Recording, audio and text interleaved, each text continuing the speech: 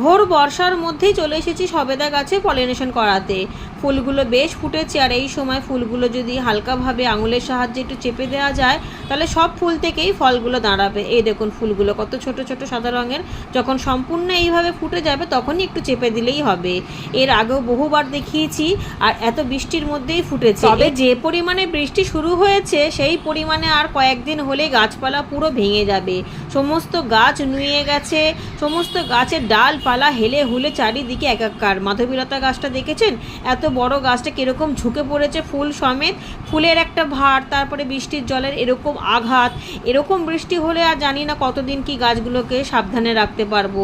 গাছের অবস্থা দেখলে সত্যি খুব খারাপ লাগে। যখন বর্ষা হচ্ছিল না তো হচ্ছিলই না, আর এখন যখন শুরু হয়েছে তখনও আবার থামার নামই নেই। এত পরিমাণ বৃষ্টি হলে ছাদ বাগান হোক বা গ্রাউন্ডের বাগান, লাভের থেকে বেশি লোকসানটাই হবে। আর সেখানে কি আর